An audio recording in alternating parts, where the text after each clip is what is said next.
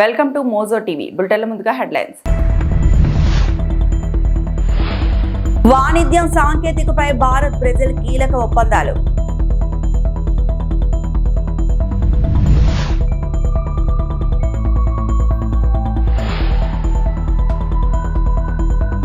ఎం వెంకయ్య నాయుడు ఆందోళన, ఏఐతో మానవ సంబంధాలు దెబ్బతినే ప్రమాదం.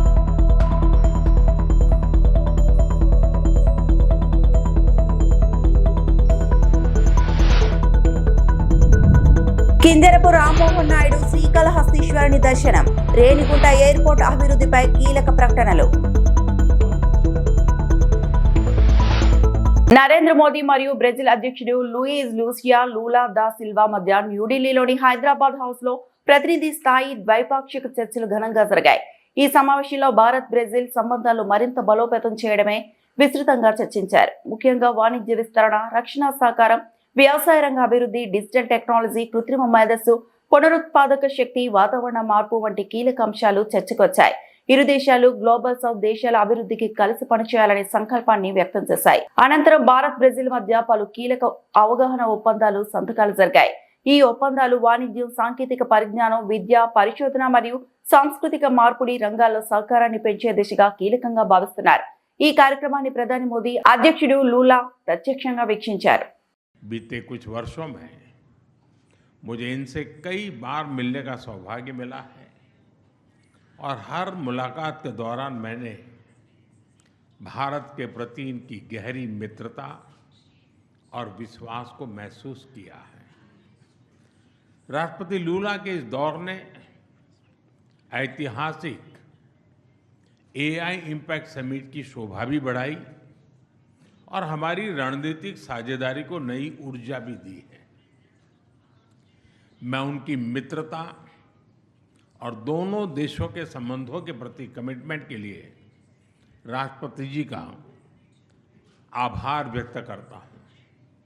फ्रेंड्स, आज हमारी जो चर्चाएं हुई हैं उनमें हमने हर क्षेत्र में शेयर्ड पर्पस और शेयर्ड एस्पिरेशन से आगे बढ़ने पर विचार विमर्श किया है। ब्राजील लैटिन अमेरिका में भारत का सबसे बड़ा ट्रेड पार्टनर है।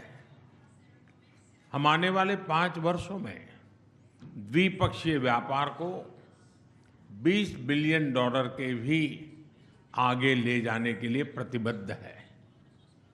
हमारा व्यापार केवल आंकड़ा नहीं, विश्वास का प्रतिबिंब है। राष्ट्रपति जी के साथ आया बड़ा बिजनेस डेलीगेशन इसी विश्वास को दिखाता है। भारत मर्कोसूर ट्रेड समझौते के विस्तार से हमारा आर्थिक सहयोग और सुदृढ़ होगा। टेक्नोलॉजी और इनोवेशन के क्षेत्र में हमारा सहयोग ప్రస్తుత పరిస్థితుల్లో ఏఐ మాట వింటేనే వణుకు పుడుతోందని మాజీ ఉపరాష్ట్రపతి వెంకయ్యనాయుడు అన్నారు. కృత్రిమ మేధతో మానవ సంబంధాలు మంటగలిసిపోతున్నాయేమో అని ఆందోళన వ్యక్తం చేశారు. విజయవాడలోని Parvataneni Brahmayya arts and science కళాశాలలో జరిగిన పూర్వ విద్యార్థుల స్వర్ణోత్సవ సంబరాల్లో వెంకయ్యనాయుడు పాల్గొన్నారు. ఈ సందర్భంగా ఆయన మాట్లాడుతూ నైతిక విలువలతో కూడిన ఏఐ అందించేలా ప్రభుత్వాలు, మేధావులు కృషి చేయాలని సూచించారు. అసత్య వార్తలు, తప్పుడు ప్రచారాలకు సోషల్ మీడియా వేదికగా మారిందన్నారు. రాజకీయ నాయకులు సోషల్ మీడియాలో ప్రవేశించి తప్పుడు ఆరోపణలు చేస్తున్నారని, అసభ్యకర భాష మాట్లాడుతున్నారని దుయ్యబట్టారు. సకల వృత్తి రంగాల్లో కార్మిక మార్కెట్లను కృత్రిమ మేధస్సు మునుపెన్నడూ చూడని రీతిలో మహావేగంగా విచ్ఛిన్నం చేస్తుంది. చాలా మంది ఉద్యోగాలను, ముఖ్యంగా వైట్ కాలర్ ఉద్యోగాలను సమీప భవిష్యత్తులోనే మటుమాయం చేస్తుందని ఆయన డేరియా గారు పేర్కొన్నారు. ఈ యొక్క సంభావ్య వాస్తవం భయం కలిగించడం లేదా? భారతదేశంలో ఈ యొక్క ఆర్టిఫిషియల్ ఇంటెలిజెన్స్ కుల పక్షపాతాలు నేర్పితే ఊహించుకుంటేనే భయంకరంగా ఉంటుంది. మత విద్వేషాలు రెచ్చగొడితే ఊహించుకుంటేనే భయంకరంగా లేదా? అందువల్ల ఇవన్నీ వణుకు పుట్టిస్తున్న భయాలు. ఆ మాటలు చెప్పి నేను మీ ఏఐకి దూరంగా ఉండండి అని చెప్పి నేను చెప్పడంలే. భయాలను పోగొట్టే విధంగా ఆ ఏఐని అదుపులో చేసుకొని మనము వెళ్లాల్సి ఉంది. ఇవన్నీ ఉద్యోగాలది ఒక ఆందోళన అయితే నా మనసులో ఇంకొక ఆందోళన ఉంది. ఏఐ వస్తే ఎక్కువ వాయు వరుసలు మర్చిపోతారేమో అని భయం నాకు. ఎప్పుడు ఎవరు ఏం చేస్తారో తెలియదు. నీలాగా ఇంకొకటి రావచ్చు ఇంట్లోకి. తప్పుడు పని చేసి ఇంకొక మనిషిగా మారిపోవచ్చు. నువ్వు చేస్తున్నట్టుగా అనిపించవచ్చు, వినిపించవచ్చు. దీనికి పరిష్కార మార్గం ఏమిటి? దీన్ని నైతిక పద్ధతుల్లో విలువలతో కూడిన సాంప్రదాయబద్ధంగా ఏఐని ఎలా ఉపయోగించాలి, ఇది మన ముందున్నట్టు సవాల్ ఇవ్వాలి. ప్రధానమంత్రి గారు కూడా దాని గురించి ప్రస్తావించారు. ప్రధానమంత్రి గారు కానీ లేదా మన ముఖ్యమంత్రిగా ఉన్న చంద్రబాబు నాయుడు గారు కానీ ఏఐ రంగంలో ఉన్న వాళ్ళందరూ కూడా, ఈవెన్ సుందర పిచాయ్ గారు కూడా మాట్లాడారు నిన్న. వీళ్ళందరికీ కూడా దీనిపైన మరింత దృష్టి పెట్టాల్సి ఉంది. లేకపోతే అది ఒక మహాభూతమై సమాజాన్ని సంక్షిప్త మార్గంలోకి తీసుకెళ్తుందేమో అని చెప్పి ఆలోచన వస్తే భయం కలుగుతుంది. వెంకయ్యనాయుడు గారు మీరు ఇంత భయపెడుతున్నారు ఎందుకు? నేను భయపడడం లేదు, నేను భయపడుతున్న మాట వాస్తవమే. అయ్యా, భయం ఇతరు కలగకుండా మార్గం చూడండి అని చెప్తున్నాను. ఈ సోషల్ మీడియా వచ్చింది, బాగుంటుంది అనుకున్నారు అందరూ. సోషల్ మీడియా కాస్త యాంటీ సోషల్ మీడియాగా తయారైంది. ఏదంటే అది పెట్టేస్తున్నారు. మీరు చూడండి, యూట్యూబ్ చూస్తారు, హెడ్డింగ్ చాలా ఆకర్షణ ఉంటుంది, లోపల చూస్తే అదే ఉండదు. పైన పటారం లోన లొటారం అని ఒక సామెత ఉంది. అలాగే పైన హెడ్డింగ్లో ఒకటి ఉంటుంది, లోపల అదేమి లేదు. దాంతోపాటు రాజకీయ నాయకులు ఇప్పుడు సోషల్ మీడియాలో ప్రవేశించారు.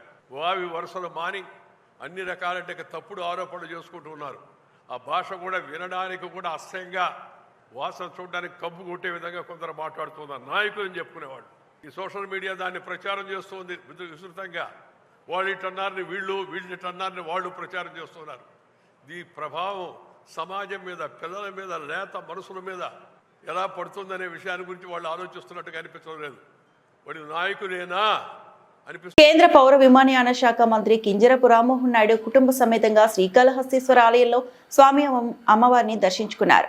ఆలయ ఈవో బాపిరెడ్డి దక్షిణ గోపురం వద్ద వేద పండితులు మంత్రోచ్చారణలతో మంత్రిని స్వాగతించారు. ప్రత్యేక దర్శన ఏర్పాట్లు మధ్య మంత్రి జ్ఞాన ప్రసూనాంబ సమేత శ్రీకాళహస్తీశ్వరిని దర్శించారు. అనంతరం దక్షిణామూర్తి ప్రాంగణంలో వేద పండితులు ఆశీర్వచనాలు అందజేయగా ఆలయ అధికారులు తీర్థ ప్రసాదాలు స్వామి అమ్మవారి చిత్రపటాన్ని అందజేశారు. ఈ సందర్భంగా మంత్రి కింజరపు రామ్మోహన్ నాయుడు మాట్లాడుతూ మహాశివరాత్రి పర్వదినాన శివయ్యను దర్శించుకోవడం ఆనందంగా ఉందన్నారు. తిరుపతి జిల్లా రేణిగుంట విమానాశ్రయాన్ని నిన్న పరిశీలించామని, ఢిల్లీకి కొత్త విమాన సర్వీసులు ప్రారంభించామని తెలిపారు. భవిష్యత్తులో ఆధ్యాత్మిక క్షేత్రాలైన షిరిడి తదితర ప్రాంతాలకు మరిన్ని విమాన సౌకర్యాలు కల్పించేందుకు చర్యలు చేపడుతున్నట్లు చెప్పారు. గల్ఫ్ ప్రాంతాలకు ఈ ప్రాంతం నుంచి అనేక మంది వెళ్తున్నారని, వారికి విదేశీ విమాన సౌకర్యాలు అందించేందుకు ప్రణాళికలు సిద్ధం చేస్తున్నామని పేర్కొన్నారు. తిరుపతి రేణిగుంట విమానాశ్రయంలో పెరుగుతున్న ప్రయాణికుల సంఖ్య ప్రజల్లో విమాన ప్రయాణంపై పెరుగుతున్న ఆసక్తికి నిదర్శనమన్నారు. కేంద్ర ఆర్థిక మంత్రి నిర్మలా సీతారామన్ ప్రవేశపెట్టిన బడ్జెట్లో పౌర విమానయాన శాఖకు అధిక కేటాయింపులు లభించడంతో మరిన్ని విమానాశ్రయాలు, సౌకర్యాలు విస్తరించేందుకు వీలు కలుగుతుందని తెలిపారు. దేశ అభివృద్ధిలో తమ శాఖ కీలక పాత్ర పోషిస్తోందని అన్నారు. అలాగే శ్రీకాళహస్తిలోని గుడిమల్లం పరశురామేశ్వర ఆలయంను శ్రీకాళహస్తి దేవస్థానానికి అనుబంధంగా చేర్చేందుకు చర్యలు తీసుకుంటున్నట్లు చెప్పారు. శ్రీకాళహస్తి నియోజకవర్గ అభివృద్ధికి కృషి చేస్తున్న ఎమ్మెల్యే బొజ్జల సుధీర్ రెడ్డికి అభినందనలు తెలిపారు. శ్రీకాళహస్తి నియోజకవర్గ అభివృద్ధికి కేంద్రం తరపున వారధిగా నిలిచి కేంద్ర నిధులతో మరింత అభివృద్ధి సాధించేందుకు తాను బాధ్యత వహిస్తానని మంత్రి స్పష్టం చేశారు. ఈ రోజు తెల్లవారుజామున తిరుమల కలియుగ వెంకటేశ్వర స్వామి వారి దర్శనం చేసుకొని నేరుగా శ్రీకాళహస్తీశ్వర ఆలయానికి వచ్చి స్వామివారి దర్శనం ఇక్కడ ప్రత్యేకంగా చేసుకోవడం జరిగింది. నాతో పాటు మా మినిస్ట్రీ ఆఫ్ సివిల్ ఏవియేషన్ నుంచి అధికారులు, మా సెక్రటరీ, అలాగే airport authority of India chairman, అలాగే మాజీ పార్లమెంట్ సభ్యులు, స్థానికులు గల్లా జయదేవ్ గారు, అలాగే మా రిషిక గారు, వీళ్ళందరూ కూడా కలిసి రావడం జరిగింది. ఎంతో ఆనందంగా ఉంది. దీనికి ముఖ్యంగా చెప్పుకోవాలనంటే గత 2 శివరాత్రులుగా స్థానిక శాసనసభ్యులు మా సోదరుడు సుధీర్ అన్న గారు ప్రత్యేకంగా ఈ యొక్క ఆలయానికి రావాలి, దర్శనం చేసుకోవాలని ఎప్పటి నుంచో రిక్వెస్ట్ చేయడం జరుగుతుంది. అనివార్య కారణాల వల్ల రాలేకపోయినా ఈరోజు ప్రత్యేకంగా స్వామివారి దర్శనం, ఆశీస్సులు పొందడానికి ఈరోజు వచ్చాం. అద్భుతంగా దర్శనం జరిగింది. నాకు ఈరోజు సంతోషం ఏంటంటే, నేను ఎన్నో సంవత్సరాల నుంచి ఆలయం వస్తున్నాను, కానీ కూటమి ప్రభుత్వం వచ్చిన తర్వాత ప్రత్యేకంగా స్థానిక ఎమ్మెల్యే గారు ఇక్కడ చూపించినటువంటి చొరవ కానీ, ఇక్కడ అభివృద్ధి కోసం ఆయన చేసినటువంటి పట్టుదలతో చేసినటువంటి కృషి కానీ స్పష్టంగా ఆలయంలో ఇక్కడ కనిపిస్తుంది. మొన్న శివరాత్రి కూడా అద్భుతంగా వేడుకలు జరిగాయి. కనీ విని ఎరగని రీతిలో భక్తులందరూ కూడా విచ్చేసి ఇక్కడ దర్శనం కూడా చేసుకున్నారు. దానికి ఇక్కడ బోర్డు కానీ, చైర్మన్ కానీ, ఈఓ గారు కానీ అందరూ కూడా సహకారంతో చాలా బ్రహ్మాండంగా చేశారు. ఈరోజు మన రాష్ట్రంలో ఉన్నటువంటి ప్రముఖ ఆలయాలలో ఒకటిగా శ్రీకాళహస్తి ఈరోజు వెలుగుతుంది. అందులో కూడా చూసుకుంటే కేవలం రాష్ట్రం నుంచే కాదు, దేశం నుంచి, ప్రపంచం నుంచి కూడా భక్తులందరూ కూడా ఇక్కడికి విచ్చేసి ప్రత్యేక పూజలు ఇక్కడ చేసుకొని ఈరోజు వెళ్తున్నారు. దానికి అనుగుణంగా ఆలయం తాలూకా ప్రత్యేకతని, ఆలయం తాలూకా పవిత్రతని, ఆలయం తాలూకా విశిష్టతని కాపాడాల్సినటువంటి బాధ్యత మన అందరి మీద ఉంది. అది ఈ కూటమి ప్రభుత్వంలో బ్రహ్మాండంగా జరుగుతున్నాయి అనడానికి ఎటువంటి సందేహం కూడా మనకు అవసరం లేదు. అలాగే ఈ కాళహస్తి నియోజకవర్గంలోనే మా తిరుపతి ఎయిర్పోర్ట్ కూడా ఉంది. ఎయిర్పోర్ట్ కూడా నిన్న మేము స్థానికంగా రివ్యూ చేసిన తర్వాత మాకు ఈ సందర్భంగా తెలిసింది ఏంటంటే, మొట్టమొదటిసారి తిరుపతి ఎయిర్పోర్ట్ చరిత్రలో ఒక సంవత్సరంలో 10 లక్షల మంది యాత్రికులు మొట్టమొదటిసారి జరిగింది. అది అంటే ఏప్రిల్ 1 నుంచి క్రిందటి సంవత్సరం, ఈ మార్చి 31 ఇంకా రాలేదు, ఇంకో నెల రోజులు కూడా గడువు ఉంది మనకి. ఈ లోపలే 10 లక్షల మంది యాత్రికులు ఈ తిరుపతి ఎయిర్పోర్ట్ నుంచి రాకపోకలు జరిగాయి. ఇది మొట్టమొదటిసారి జరిగింది. అంటే ప్రయాణికులు కూడా తిరుపతి కానీ ఈ ప్రాంతానికి కానీ తిరుపతి ఎయిర్పోర్ట్ని వినియోగించుకొని ఏ రకంగా పెరుగుతుందనడానికి అదొక ఉదాహరణ. చాలా ఆలయాలు ఇక్కడ ఉన్నాయి. గుడిమల్లం ఆలయం కూడా, దాని మీద కూడా ప్రత్యేకంగా ఇప్పుడు అది కూడా చాలామంది భక్తులు అక్కడ కూడా వస్తున్నారు. అలా ఈ ఒక క్షేత్రాలు ఏవైతే ఉన్నాయో ఒక దివ్యమైనటువంటి ఆలోచనతో భక్తులందరూ కూడా ఇక్కడికి రావడం, పర్యాటకంగా కానీ ఆధ్యాత్మికంగా కానీ ఒక ప్రముఖ కేంద్రంగా మన తిరుపతి సరౌండింగ్ ఇదంతా కూడా జరిగింది. అందుకనే నేను కూడా తిరుపతి ఎయిర్పోర్ట్ మీద ప్రత్యేక శ్రద్ధ పెట్టి అదనంగా కనెక్టివిటీ నిన్న మాట్లాడుకున్నప్పుడు మేము చూసాం. మేజర్ పట్టణాలకన్నిటికీ ఉన్నాయి. నేను వచ్చిన తర్వాత ఢిల్లీకి కూడా డైరెక్ట్ ఫ్లైట్ కూడా వేయించడం జరిగింది. ఇప్పుడు మిగిలినటువంటి ఆధ్యాత్మిక కేంద్రాలు మనకి షిరిడి, వారణాసి, అయోధ్య ఇలాంటివి ఏవైతే మిగిలినటువంటి కేంద్రాలు ఉన్నాయో దానికి ఇక్కడ నుంచి నేరుగా ఫ్లైట్లు వేయాలనే ఆలోచనతో భవిష్యత్తులో నా కృషి ఉంటుంది. దానికి మించి ముఖ్యంగా ఇక్కడ చాలా మంది కార్మికులు ఉన్నారు, గల్ఫ్ ఏరియాలో పనిచేస్తున్నారు. తణుకు మండలం దువ్వ గ్రామంలో వేంచేసిన దానేశ్వరి అమ్మవారి ఆలయాన్ని మరింత విస్తరించేందుకు చర్యలు తీసుకుంటున్నామని తణుకు ఎమ్మెల్యే అరిమిల్లి రాధాకృష్ణ పేర్కొన్నారు. దానేశ్వరి అమ్మవారి ఆలయం పునఃప్రతిష్ఠ కార్యక్రమంలో ఎమ్మెల్యే రాధాకృష్ణ, కృష్ణ తులసి దంపతులు పాల్గొని ప్రత్యేక పూజలు నిర్వహించారు. ఈ సందర్భంగా ఆయన మాట్లాడుతూ ఆలయ అభివృద్ధికి ప్రభుత్వం 3 కోట్లు CGF నిధులను మంజూరు చేసిందని, దీంతో పాటు గ్రామస్తులు మరో 1 కోటి నిధులను సేకరించడం అభినందనీయమని తెలిపారు. ఈ నిధులతో ఆలయ గోపురం, ప్రాకారం నిర్మించడానికి చర్యలు తీసుకుంటామని చెప్పారు. కేవలం తణుకు నియోజకవర్గంలోనే కాకుండా జిల్లా స్థాయి, రాష్ట్ర స్థాయిలో అమ్మవారి ఆలయానికి ప్రత్యేక స్థానం ఏర్పడిందని తెలిపారు. ఇందుకు అనుగుణంగా రాబోయే రోజుల్లో ఆలయ పరిధిని విస్తరించి భక్తులకు మరిన్ని సౌకర్యాలు కల్పించే విధంగా చర్యలు తీసుకుంటామని హామీ ఇచ్చారు. ప్రతి రామకృష్ణ ఆధ్వర్యంలో ఆలయం మరింత అభివృద్ధి చెందాలని ఆకాంక్షించారు. ఈ కార్యక్రమంలో పెద్ద సంఖ్యలో భక్తులతో పాటు కూటమి నాయకులు, కార్యకర్తలు పాల్గొన్నారు. మన దువ్వ గ్రామంలో వేయించేసి ఉన్నటువంటి శ్రీ శ్రీ శ్రీ దానేశ్వరి అమ్మవారి ఆలయ విగ్రహ పునఃప్రతిష్టాపన కార్యక్రమాన్ని ఎంతో వైభవంగా మనందరం కూడా నిర్వహించుకుంటున్న సందర్భంలో అందరికీ కూడా శుభాకాంక్షలు తెలియజేసుకుంటూ, ముఖ్యంగా దానేశ్వరి అమ్మవారి అంటే ప్రతి ఒక్కరికి కూడా ఒక విశ్వాసం, ప్రతి కుటుంబానికి ఒక నమ్మకం. ఆ అమ్మవారిని మన కోరికలు తీరుస్తూ మన కుటుంబం అంతా కూడా బాగుండాలని, ఆశీస్సులు అందిస్తారనే నమ్మకం మనందరికీ కూడా ఎక్కువగా ఉంటుంది. అటువంటి దానేశ్వరి అమ్మవారి ఆలయం ఇక్కడ మొదటిసారిగా 1977లో వడ్డీ మునేశ్వర వారి కుటుంబ సభ్యులు స్థాపించడం, అదేవిధంగా ఈరోజు ఈ కార్యక్రమాన్ని మరలా ఆలయ పునర్నిర్మాణం చేసుకుని విగ్రహ పునఃప్రతిష్టాపన కార్యక్రమాన్ని వడ్డీ మునేశ్వరరావు గారు, వారి కుటుంబ సభ్యులు అందరూ కూడా నిర్వహించడం చాలా సంతోషం. వారికి కూడా అభినందనలు, శుభాకాంక్షలు తెలియజేసుకుంటూ, ఈరోజు దానేశ్వరి అమ్మవారి కేవలం ఒక ప్రాంతానికి కాకుండా మన జిల్లాలోను, రాష్ట్రంలోనూ కూడా ప్రతి ఒక్కరికి కూడా ఒక నమ్మకం ఇక్కడికి వచ్చి భక్తులందరూ కూడా వారి కోరికల్ని ఈరోజు అమ్మవారికి తెలియజేసుకునే కోరికలు తీరిన తర్వాత ఇక్కడ మనందరం కూడా ఎటువంటి దానాల ద్వారా కార్యక్రమాలు నిర్వహించుకుంటాం. మనందరికీ కూడా తెలుసు. అటువంటి విశ్వాసం కలిగినటువంటి అటువంటి విశ్వాసంతో మనందరం కూడా అమ్మవారిని మొక్కుకుంటూ, అలాగే మన కుటుంబాలన్నీ కూడా సుఖ సంతోషాలతో, సుఖ శాంతులతో ఉండాలని మనందరం కూడా కోరుకుంటాం. ఈరోజు అటువంటి ఆలయ ప్రతిష్ఠా కార్యక్రమం ఎంతో వైభవంగా జరిగి ఇక్కడ మన తణుకు నియోజకవర్గమే కాకుండా ఇతర ప్రాంతాల నుంచి కూడా పెద్ద ఎత్తున తమ ఇళ్లలో వృధాగా ఉన్న ఈ వేస్ట్ పరికరాలు నగరపాలక సంస్థకు అందజేయాలని అనంతపురం అర్బన్ ఎమ్మెల్యే దగ్గుపాటి ప్రసాద్ పిలుపునిచ్చారు. ప్రతి 3వ శనివారం నిర్వహించే స్వర్ణాంధ్ర స్వచ్ఛాంధ్ర కార్యక్రమంలో ఆయన పాల్గొన్నారు. నగరంలోని ఓల్డ్ టౌన్ లో ఈ వేస్ట్ సేకరణపై అవగాహన కల్పిస్తూ ర్యాలీ నిర్వహించారు. పరిసరాలను పరిశుభ్రంగా ఉంచుకునేందుకు ప్రతి ఒక్కరూ కృషి చేస్తామని గాంధీ విగ్రహం వద్ద ప్రతిజ్ఞ చేశారు. అనంతరం ఎమ్మెల్యే పాతూరు కూరగాయల మార్కెట్ ని సందర్శించారు.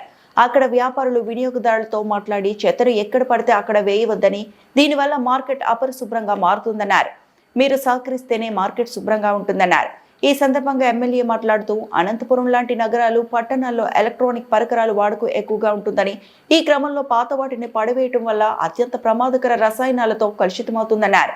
అందుకే నగరపాలక సంస్థ కార్యాలయంతో పాటు ఓల్డ్ టౌన్ పోస్ట్ ఆఫీస్ వద్ద ఈ వేస్ట్ సేకరణ కేంద్రాన్ని ఏర్పాటు చేసినట్లు చెప్పారు. ప్రజలు సహకరించి ఇక్కడ ఈ వేస్ట్ అందజేయాలని సూచించారు. స్వర్ణాంధ్ర కార్యక్రమం చేపట్టడం జరిగింది.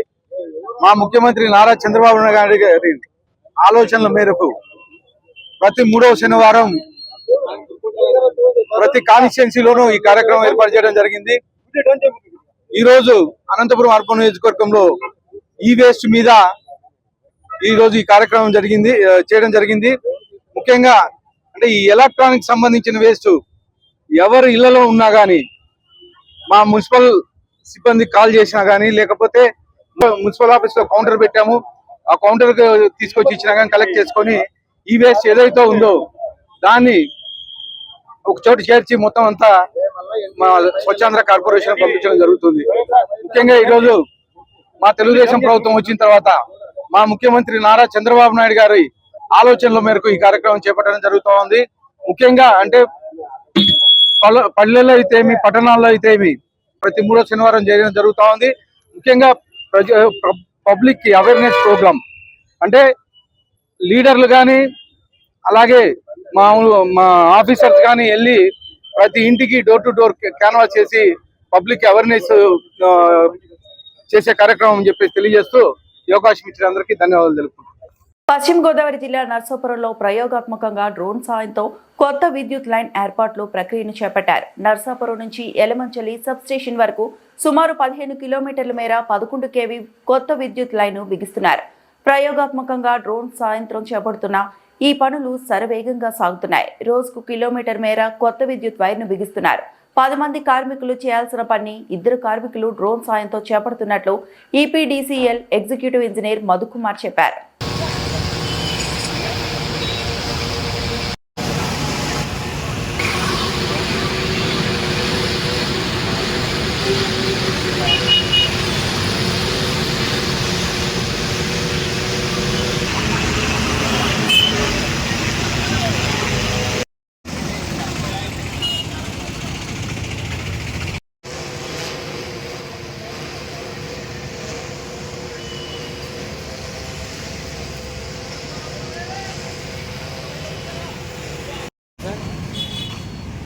ఎలక్ట్రానిక్ మీడియా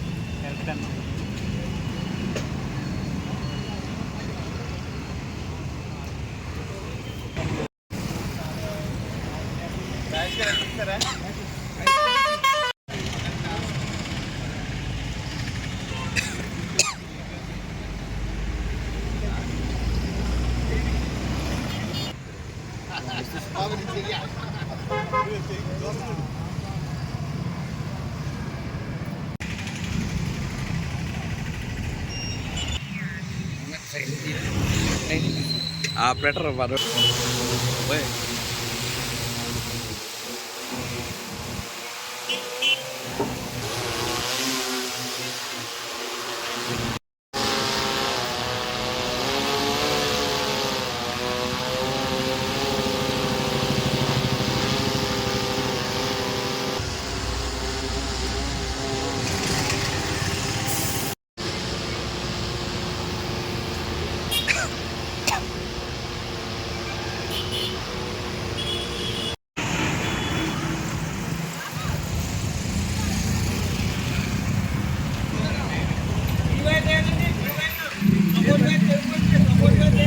అందరికి నమస్కారం అండి. ఈరోజు ఈ ఉభయ పశ్చిమ గోదావరి జిల్లాలో మొట్టమొదటిగా డ్రోన్ టెక్నాలజీ వాడి ఈ యొక్క కొత్తగా లైన్ వేసే ఒక టెక్నాలజీ ప్రకారం ఈ లైన్ వర్క్ చేస్తున్నాము. దీనివల్ల ఏంటంటే 3 గంటలు పట్టే పని కేవలం ఒక పావు గంట 20 నిమిషాల్లో ఆ డ్రోన్ సహాయంతో మనం చేస్తున్నాం. దీనివల్ల ఏంటంటే ఏదైనా కొత్త లైన్ లాగినప్పుడు ఆ లైన్లో ఉన్నటువంటి ఫీడర్లన్నీ సప్లై ఆపి చేయడం జరుగుతుంది. ఇది ఇలా మనం ఫాస్ట్గా చేయడం వలన ఆ యొక్క అంతరాయాన్ని మనం తగ్గించగలుగుతాము. అదేవిధంగా ఈ కండక్టర్ కూడా నలిగిపోకుండా మంచిగా నీట్ గా అయ్యేలాగా కూడా దీన్ని ఉపయోగపడుతుంది. అదేవిధంగా వినియోగదారులకు కూడా అంతరాయం బాగా తగ్గుతుంది. తొందరగా ఎటువంటి లైన్ అయినా కొంచెం త్వరగా లైన్ కంప్లీట్ చేయడానికి ఈ టెక్నాలజీ మనం కొత్తగా ప్రయోగం చేసాము. అది సక్సెస్ అయింది. ఈ యొక్క నర్సాపురం డివిజన్ లో ఈ యొక్క కాజా అనే సబ్స్టేషన్, నర్సాపురం నుంచి కాజా అనే సబ్స్టేషన్ కి మనం కొత్తగా 33 kV ఇంటర్లింకింగ్ లైన్ వేస్తున్నాం. ఆ లైన్ దగ్గరగా 60 లక్షల ఖర్చుతో ప్రభుత్వం శాంక్షన్ ఇచ్చింది. ఆ లైన్ వేయడానికి ఈ టవర్ల మీద లైన్ లాగాలన్నమాట. అది త్వరగా అవడానికి ఈ యొక్క వేసవి కాలం యొక్క ఎద్దడిని తట్టుకోవడానికి ఈ యొక్క లైన్ చాలా అవసరం. కాబట్టి ఈ వేసవి కాలం ముందు ఇది కంప్లీట్ చేయాలనే ఉద్దేశంతో ఈ టెక్నాలజీ వాడి ఫాస్ట్గా ఈ యొక్క లైన్ కంప్లీట్ చేయడానికి మేము ప్రయత్నం చేస్తున్నాం. ఇది ఇప్పటి వరకు చేసినంత సక్సెస్ అయింది. మిగిలినంత కూడా సక్సెస్ అయితే మనం ఒక 2-3 రోజుల్లోనే లైన్ అంతా కంప్లీట్ చేసేసి మనం ఛార్జ్ కూడా చేయగలం. దీనివల్ల ఖర్చు డెఫినెట్ గా తగ్గుతుంది. అంటే మ్యాన్ పవర్ తగ్గుతుంది, మ్యాన్ అవర్స్ తగ్గుతాయి, దానివల్ల లేబర్ ఛార్జ్ తగ్గుతాయి. కానీ ఎంత అనేది ఈ రోజే మేము ప్రయోగాత్మకం చేసాం కాబట్టి ఫ్యూచర్ లో తెలుస్తుంది. డెఫినెట్ గా మ్యాన్ పవర్ అయితే తగ్గుతుంది. అంటే మనుషులు చేసే పని డ్రోన్ తో చాలా ఈజీగా చేయగలుగుతాం. పశ్చిమ గోదావరి జిల్లాలో వార్షిక తనిఖీల్లో భాగంగా ఆచంట పోలీస్ స్టేషన్ ను ఏలూరు రేంజ్ ఐజీ అశోక్ కుమార్, జిల్లా ఎస్పీ అద్వాన్ నయీం అస్మీద్ సందర్శించారు. ముందుగా పోలీస్ స్టేషన్ ఆవరణలో మొక్కలు నాటారు. అనంతరం స్టేషన్లోని కీలక దస్తాలు, నమోదైన కేసులు, క్రైమ్ రేట్ వివరాలను ఐజీ పరిశీలించారు. మీడియా సమావేశంలో ఐజీ అశోక్ కుమార్ మాట్లాడుతూ ఆచంట మోడల్ పోలీస్ స్టేషన్ లో సిబ్బంది నేర నియంత్రణలో చురుగ్గా పనిచేస్తున్నారని తెలిపారు. గంజాయి అక్రమ రవాణా, మహిళల భద్రతపై ప్రత్యేక దృష్టి పెట్టినట్లు చెప్పారు. జిల్లాలో తరచూ ప్రమాదాలు జరిగే 23 బ్లాక్ స్పాట్స్ గుర్తించామని, వాటిలో ఎక్కువగా నర్సాపురం టౌన్ లో ఉన్నాయని వెల్లడించారు. పెంటపాడు, తణుకు, తాడేపల్లిగూడెం ప్రాంతాల్లో కూడా బ్లాక్ స్పాట్స్ ఉన్నాయని తెలిపారు. స్టేట్ హైవే, NHA అధికారులతో కలిసి ప్రమాదాల విచారణకు చర్యలు తీసుకుంటామని చెప్పారు. విజిబుల్ పోలీసింగ్ కు ప్రాధాన్యత ఇస్తున్నామని, తణుకు, భీమవరం పోలీస్ స్టేషన్ ను మోడల్ స్టేషన్లుగా అభివృద్ధి చేస్తామని తెలిపారు. డ్రోన్ పోలీసింగ్ ను విస్తృతంగా వినియోగించినట్లు చెప్పారు. కొద్ది నెలల్లో కానిస్టేబుల్ శిక్షణ పూర్తయి కొత్త సిబ్బంది స్టేషన్ కు వస్తున్నారని ఐజీ వెల్లడించారు. ముఖ్యంగా గత 3 సంవత్సరాలుగా 2023, 24, 25 సంవత్సరాల్లో జరిగిన యాక్సిడెంట్స్ డేటాను బట్టి అన్ని జిల్లాల్లో కూడా ఎక్కడెక్కడ బ్లాక్ స్పాట్స్ ఉన్నాయని, అంటే ప్రమాదాలు తరచు జరిగే ప్రదేశాలని గుర్తించడం జరుగుతూ ఉంది. దాంట్లో వెస్ట్ గోదావరి జిల్లాలో 23 బ్లాక్ స్పాట్స్ ని గుర్తించడం జరిగింది. సో దీంట్లో ఎక్కువగా మనకి నర్సాపూర్ టౌన్ పోలీస్ స్టేషన్ లో ఎక్కువ బ్లాక్ స్పాట్స్ ఉన్నాయి. Pentapadu, next Tanuku rural, Tanuku town, Tadepalligudem ఈ ఏరియాలో ఎక్కువ హైవేస్, స్టేట్ హైవేస్ ఎక్కువ ఉండడం వల్ల ఇక్కడ ఎక్కువ బ్లాక్ స్పాట్స్ మనకి ఉన్నాయి. సో వీటన్నిటిని కూడా మేము కలెక్టర్ గారు రోడ్ సేఫ్టీ మీటింగ్ లో రివ్యూ చేయించి concern national highway authorities, state highway authorities తోటి వీటిని రెక్టిఫై చేసి నెక్స్ట్ ఇయర్, అంటే ఈ సంవత్సరం లోపల వీటిని రెక్టిఫై చేసి మళ్ళీ ఈ బ్లాక్ స్పాట్స్ లో, అంటే ఇక్కడ ఈ ప్రదేశాల్లో యాక్సిడెంట్స్ జరగకుండా మేము చర్యలు తీసుకోవడం జరుగుతుంది. ముఖ్యంగా అనాలిసిస్ లో మనకు తెలిసింది ఏంటంటే సాయంత్రం పూట, ఈవినింగ్ బిట్వీన్ 6 to 9 ఎక్కువ యాక్సిడెంట్స్ జరుగుతున్నాయని మనకు అనాలిసిస్ లో వచ్చింది. సో ఆ టైంలో ఎక్కువగా విజిబుల్ పోలీసింగ్, తర్వాత వెహికల్ చెకింగ్స్ అవి కూడా అన్ని జిల్లాల్లో కూడా ఇంటెన్సిఫై చేయడం జరుగుతూ ఉంది. మనకు వేరే జిల్లాలో చూస్తే ప్రైవేట్ బస్సులు అప్పుడప్పుడు తరచుగా యాక్సిడెంట్స్ అవుతా ఉన్నాయి. అందుకని నైట్ కూడా టోల్ గేట్స్ దగ్గర అక్కడ రెగ్యులర్ గా ఈ ప్రైవేట్ బస్సుల్ని కానీ, హెవీ వెహికల్స్ ని కానీ చెక్ చేసి డ్రంక్ అండ్ డ్రైవ్ చెక్స్ కూడా చేస్తున్నాము. తర్వాత స్టాప్ వాష్ అండ్ గో, అంటే ఆపి అక్కడ ముఖం కడగడము నీళ్ళతోటి, ఈ కార్యక్రమాలు కూడా చేయడం వల్ల రాత్రిపూట కొద్దిగా యాక్సిడెంట్స్ తగ్గాయి. అయితే ప్రజలకి మేము విజ్ఞప్తి చేసేది ఏంటంటే, ఈ 2 వీలర్స్ ఎస్పెషల్లీ దూర ప్రయాణం చేసేవాళ్ళు ఈ హైవేస్ మీద, స్టేట్ హైవేస్ మీద, నేషనల్ హైవేస్ మీద మరియు దూర ప్రయాణం చేసేవాళ్ళు కంపల్సరీగా హెల్మెట్ ధరించవలసిందిగా విజ్ఞప్తి చేస్తున్నాం. చాలాసార్లు హెల్మెట్ ధరిస్తే మనకి ప్రాణాపాయం ఉండదు. ఏదైనా యాక్సిడెంట్ జరిగినా కూడా ప్రాణానికి ప్రమాదం ఉండదు.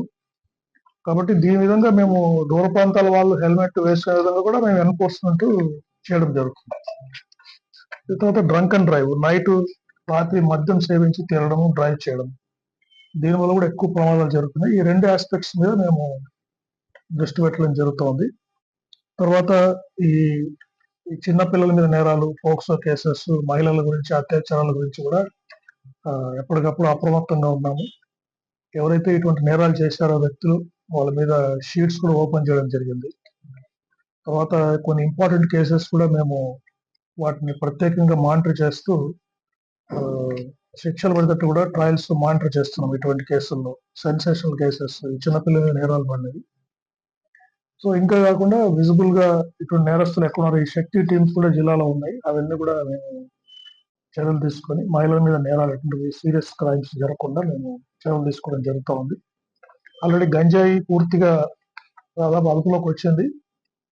హైవే మీద మన ఒరిస్సా నుంచి వెళ్ళే గంజాయి తప్పితే మనకి లోకల్ గా గంజాయి బాగా తగ్గుముఖం పట్టింది. దీని మీద ఫర్దర్ కూడా స్టెప్స్ తీసుకొని దీన్ని పూర్తిగా కంట్రోల్ చేయడం జరుగుతుంది. చంద్రగిరి నియోజకవర్గంలో భూ కబ్జాలు, ఇసుక అక్రమ రవాణాపై రాజకీయం ఒక్కసారిగా వేడెక్కింది. స్థానిక ఎమ్మెల్యే పులవర్తి నాని లక్ష్యంగా వైసీపీ ఇన్ఛార్జ్ చెవిరెడ్డి మోహిత్ రెడ్డి సంచలన ఆరోపణలు చేశారు. స్వర్ణముఖి నదిని అడ్డం పెట్టుకుని కోట్లాది రూపాయలు ఇసుక దోపిడీ జరుగుతుందని ఆయన మండిపడ్డారు. వారం రోజుల్లో ఈ ఆగడాలు ఆగకపోతే ప్రజలతో కలిసి క్షేత్రస్థాయిలో అడ్డుకుంటామని అల్టిమేటం జారీ చేశారు. చంద్రగిరిలో ప్రశాంతత కొరవైందని, తెలుగుదేశం నేతల అరాచకాలు పెచ్చుమీరిపోతున్నాయని వైసీపీ ఇన్ఛార్జ్ చెవిరెడ్డి మోహిత్ రెడ్డి ధ్వజమెత్తారు. చంద్రగిరి నియోజకవర్గం ఎంతో చారిత్రాత్మకమైన నియోజకవర్గం. ఇక్కడ ప్రజలందరూ కూడా ఎప్పుడు రౌడీజానికి కానీ ఇంకొక అక్రమాలు కానీ ప్రోత్సహించిన చరిత్ర గతంలోనూ ఎప్పుడూ లేదు. గతంలో ఇంతకుముందు గల్లారం కుమారి గారు ఎమ్మెల్యేగా ఉన్నారు, నాన్నగారు ఎమ్మెల్యేగా ఉన్నారు, దాని రామ్మూర్తి నాయుడు గారు ఎమ్మెల్యేగా ఉన్నారు. ఎప్పుడు కూడా చంద్రగిరి నియోజకవర్గంలో ఈ విధంగా అక్రమాలు, అక్రమ ఇసుక, అక్రమ మైనింగు, అక్రమ ల్యాండ్లు, భూ కబ్జాలు ఇవన్నీ కూడా ఎప్పుడు కూడా ఈ స్థాయిలో ఎప్పుడు జరిగిన సందర్భం ఎప్పుడూ లేదు. ఈరోజు ఇప్పుడున్న ప్రస్తుత ఎమ్మెల్యే పులివర్తి నాని గారు వాళ్ళ కార్యకర్తలను ప్రోత్సహించి మొత్తం చంద్రగిరిలో 25 పాయింట్లు, అంటే ఒక్కొక్క మండలంలో 7 నుంచి 8 పాయింట్లు, మీ అందరూ కూడా ఇక్కడ ఫోటోలు చూడొచ్చు. వాళ్ళు ఏ విధంగా ఏ పాయింట్లో ఏ విధంగా వాళ్ళు మట్టి ఇసుక తవ్వుతున్నారు అని చెప్పి. కొన్ని పాయింట్లు మీకు ఉదాహరణ చెప్పాలంటే రామచంద్రాపురం మండలం, చంద్రగిరిలో ఒక మండలంలో గణేష్పురం గుండోడి కాలం అని చెప్పి ఒక పంచాయతీలో ఇక్కడ ఈ గ్రావిల్ అనేది కొన్ని గుట్టలు, చాలా గుట్టలంతా ఉన్నాయి అక్కడ. ఆ గుట్టలంతా తవ్వేసి ఆ మిగిలిన ల్యాండ్ ఈరోజు వాళ్ళు సదరం చేసుకొని భూ కబ్జా చేయడం జరిగింది.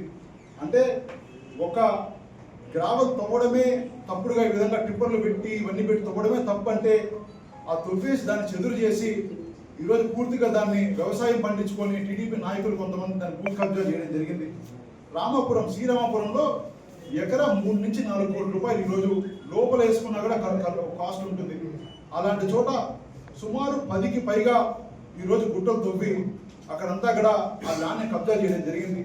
అదేవిధంగా శ్రీకాళేపల్లి, అదేవిధంగా రాయల చెరువు, ఇట్లా ఈ విధంగా చెప్పుకుంటా పోతే ఒకటి కాదు, మొత్తం రామచంద్రాపురంలో ఎక్కడెక్కడైతే గుట్లు ఉంటాయో ఈరోజు 90% గుట్లన్నీ కూడా వాళ్ళ కార్యకర్తలను ముందు పెట్టి కొంతమంది ఈరోజు ఈ విధంగా ఎమ్మెల్యే గారు ఈ విధంగా చేస్తున్నారు.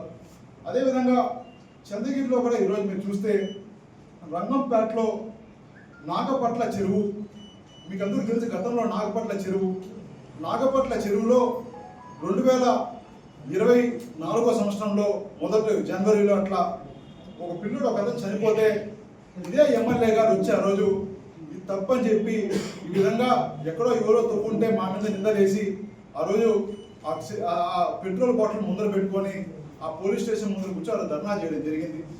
ఈరోజు చూస్తే అదే ఎమ్మెల్యే గారి ప్రోత్సాహంతో ఆ రోజు ఎవరైతే ఆ ధర్నాలో కూర్చున్నారో వాళ్ళందరూ కూడా ఈరోజు ప్రత్యక్షంగా వచ్చి కొన్ని 100 టిప్పర్లు పెట్టి ఈరోజు అక్కడి నుంచి గ్రావెల్ ఎత్తున్నారు. ఎత్తడమే కాదు, పోయిన వాళ్ళని దాడులు చేస్తున్నారు. మీడియా ప్రతినిధులు కూడా అక్కడ పోతే దాడులు చేసే ప్రయత్నం చేస్తున్నారు.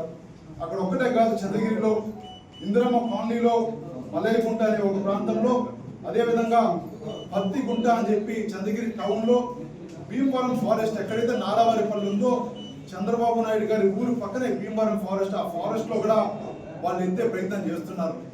ఇది మొత్తం కూడా గ్రావెల్ ఎత్తే ప్రయత్నం చేస్తున్నారు. ఒక గ్రావెలే కాదు, శాండ్ కూడా, అంటే చంద్రగిరి మొత్తం కూడా రివర్ బేస్, అంటే మొత్తం కూడా స్వర్ణముఖి రివరు ఆ మూల నుంచి అక్కడెక్కడో భీమవరం నుంచి ఇక్కడ తిరుచానూరు ఎండింగ్ వరకు మొత్తం కూడా చంద్రగిరిలో రివర్ బేస్ ఉంటుంది. కొన్ని 10 కిలోమీటర్లు రివర్ బేస్ ఉంటుంది. ఆ రివర్ బేస్లో ఎక్కడైతే నీళ్లు తక్కువ ఉంటాయో అక్కడ విపరీతంగా. ఈ వార్తలు ఇంతటితో సమాప్తం.